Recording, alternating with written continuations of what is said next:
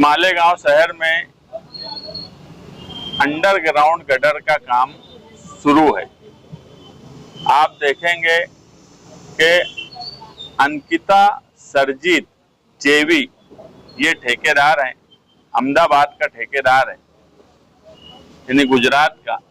और आज हिंदुस्तान में गुजराती ही हैं जो पूरे देश को लूट रहे हैं। और ऐसा लगता है कि ये भी अहमदाबाद से स्पेशल मालेगांव शहर के टैक्स के पैसे को लूटने के लिए ही यहाँ भेजा गया है। और हमारे ही टैक्स के पैसे से, हमारे ही पैसे से 540 करोड़ का इतना बड़ा ठेका जो 450 किलोमीटर अंडरग्राउंड गटर बनाने का है, उसका दिया गया। और पूरे शहर में कहीं पर भी उसने कोई शराइत पर काम किया ही नहीं। मुसलसल आम लोगों की ये शिकायत रही है कि अंडरग्राउंड गटर वाला खोद दे रहा है और पेचवर्क भी नहीं करता, वहां कीचड़ और चलना मुश्किल हो जा रहा है। कई छोटे मोटे हादसे हुए इस शहर में अंडरग्राउंड गटर वाले की वजह से।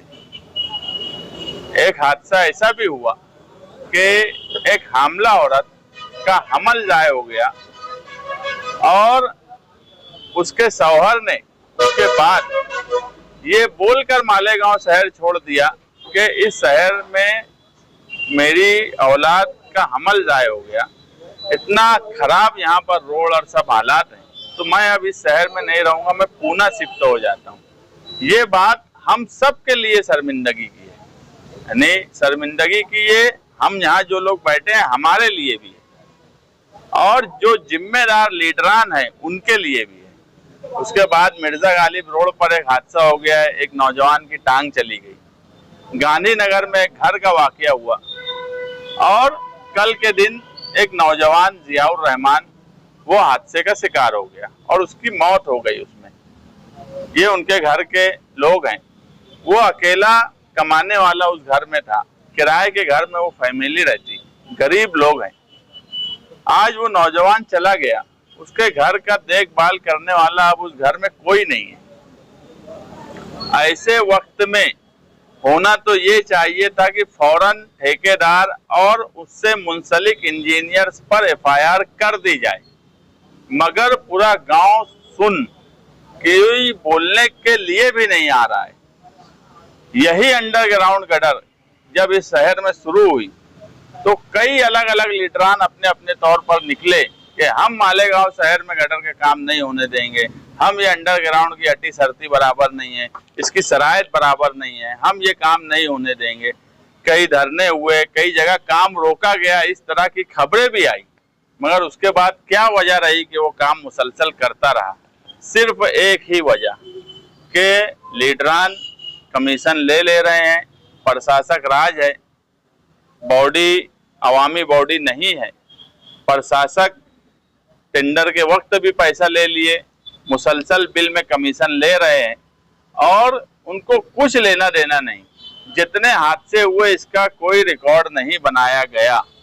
और आज जब मैंने एक लेटर दिया कमिश्नर को और ये बोला कि तुम्हारा जो कानून है महाराष्ट्र महानगर पालिका 1949 उसमें इस तरह के वाकयात पर इस तरह की कार्रवाई करने का मैं लिखा हूं, आप वो कार्रवाई करिए। बीएनएस एक्ट 2023 कलम 105 के तहत अगर कोई भी ठेकेदार या कोई भी ऐसा काम करने वाला जो ब्रिज का काम हो या दूसरा कोई काम हो, वो अगर हिफाजती सुरक्षा का ख्याल नहीं रखता और कोई हादसा होता है तो उसका जिम्मेदार उस ठेकेदार को और इंतजामिया को माना जाएगा। इस तरह से इंदौर में भी एफआईआर हुई और भी कई शहरों में ब्रिज के मामले में, दूसरे मामले में एफआईआर हुई। मगर कमिश्नर को जब मैं लेटर दिया तो कमिश्नर ने एक जुमला बोला कि वो तो स्लिप होके गिर गया ना, तो उसमें ठेकेदार क्या कर सकता। यानी इस शहर के नौजवान की मौत को कितने हल्के में लिया जा रहा है। तो मैंने कमिश्नर को ये बोला कि स्लिप होने की क्या वजह ये बताओ। मालेगांव शहर में इतना बड़ा 540 करोड़ का ठेका है, मुझे एक आप फोटो बता दो कि अंडरग्राउंड कंपनी ने कहीं पर हिफाजती इंतजाम के नाम से कोई बैरिकेड लगाया हो, कोई सावधानी का बोर्ड लगाया हो, कोई ऐसा इंतजाम किया हो कि उस हिस्से में लोग सावधानी से जाए। और स्लिप हुआ है तो स्लिप क्यों हुआ ये बताओ।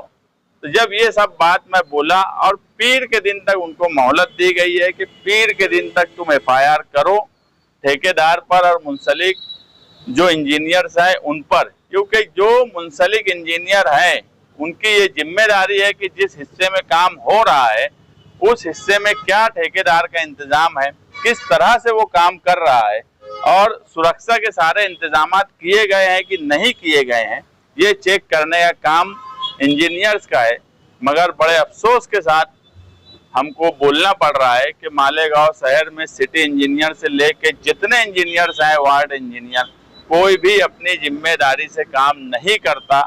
सिर्फ एक ही मकसद के तहत काम किया जाता है, पगार के अलावा। पगार तो उनका ऐसा है कि जैसे पगार तो वो घर भी बैठेंगे तो मिलेगा, वो सिर्फ काम करने इस मकसद से आते हैं कि ठेकेदार से जो उनका कमीशन है बिल रिकॉर्ड करने का, वो कमीशन मिल जाए।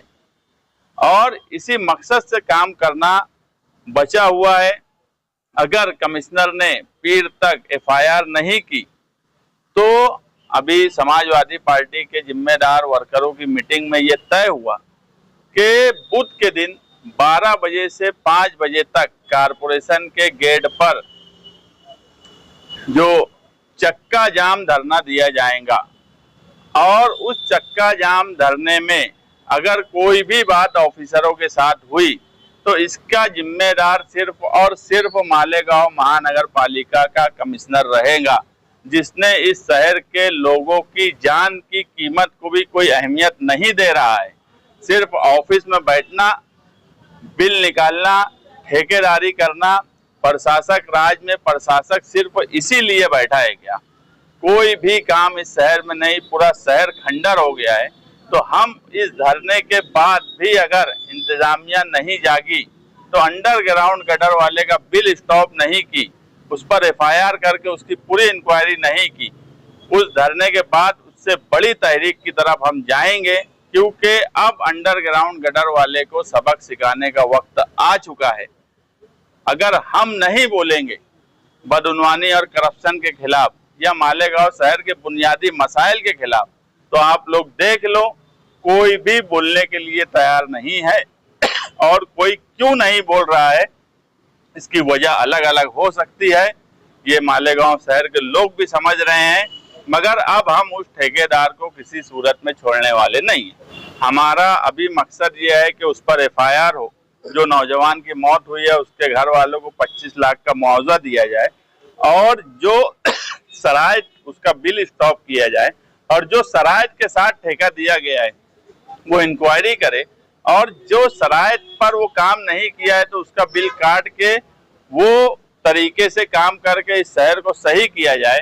कोई कनेक्टिविटी 450 किलोमीटर की अंडरग्राउंड गटर, क्या हम पैसा ठेकेदार को इसलिए दे रहे हैं कि वो हमारी कब्र खोदे, हमारे लोग उसमें मर जाएं, लोगों का हमल जाए हो जाए, लोगों की टांग टूट जाए, किसी का घर टूट जाए? क्या हम सिर्फ उसको इसलिए टैक्स के पैसे से बिल दे रहे हैं क्या? अगर ये नहीं हुआ तो सारा कामकाज अभी तक जो किया है उसकी पूरी इंक्वायरी कराकर उसका बिल स्टॉप कराने तक हम यहाँ तहरीक चलाएंगे। ये भी है कि ये अंडरग्राउंड गटर 540 करोड़ की, जिसमें 50% सेंट्रल गवर्नमेंट का, 25% स्टेट गवर्नमेंट का और 25% कारपोरेशन का है। आप देखो आगे ये 3 साल में कमिश्नर ने जो किया है, आने वाली बॉडी को पूरा खजाना खाली कर चुका रहेगा। मेरी तो यहाँ तक की मालूमात है कि अभी तक किसी कमिश्नर ने अभी तक कभी लोन पे पैसा नहीं लिया मालेगांव कारपोरेशन ने। ये कमिश्नर लोन पर पैसा लेने की फाइल भी गवर्नमेंट को दे दिया है कि वो कारपोरेशन की प्रॉपर्टी बैंक को हैंड ओवर करके 100 करोड़ का लोन ले ले और बाढ़ उड़ के मुकला हो जाए आम जवान में और चला जाए। ये नियत से वो कमिश्नर बैठा है। और अंडरग्राउंड गटर जिस तरह से बनाई जा रही है, मुजाफात का हिस्सा देख लो। अब जब से अंडरग्राउंड टेंडर हुआ ओपन गटर बंद हो गई, कोई कनेक्टिविटी नहीं है। हमारा मुस्तकबिल इसके ऊपर है कि जब ओपन गटर नहीं रहेंगी, इसकी कोई कनेक्टिविटी नहीं रहेंगी, ये स्कीम जिस तरह से 11,000 कॉलोनी की स्कीम इस शहर में मालेगांव के अधिकारी इंजीनियर्स की वजह से फेल हो गई, आज भी उसका रोना पूरा शहर रो रहा है। आने वाले मुस्तकबिल में ये अंडरग्राउंड गटर ऐसा मामला होगा कि पैसा भी चला जाएगा और हम उस पर रोते रहेंगे, बोलते रहेंगे, बात करते रहेंगे। तो ये ना हो, वो जो कायदे से काम है वो करे। मैं हमेशा, आप देखे होंगे, हमने कभी अंडरग्राउंड गटर ना बने इसकी मुखालफत नहीं की, कभी नहीं की। सब लोगों ने अलग अलग तरीके से मुखालफत की। हमने सिर्फ इसलिए मुखालफत नहीं की कि ये एक अच्छी स्कीम है। अगर अंडरग्राउंड गटर सही ढंग से बनी होती या सही ढंग से बन जाए तो हमारे शहर में साफ सफाई से लेके मच्छर और बीमारी कई मसले हल हो सकते हैं। ये स्कीम को मैं अच्छी स्कीम मानता हूँ, मगर स्कीम का अच्छा होना और अमली तौर पर उस पर काम होना, ये फर्क है।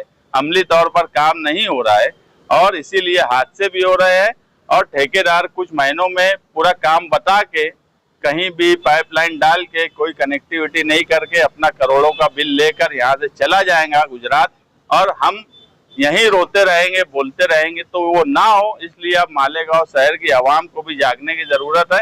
और बुध के जो चक्का जाम धरना है उसमें मैं आम लोगों से भी कहूंगा कि वो उसमें शिरकत करें और इंतजामिया को सबक सिखाएं। देखिए, मैं जो एक बात बोला कि किसको किसने किस नियत से काम रोका, किसने किस नियत से लेटर दिया, ये भी सबको समझ रहा है।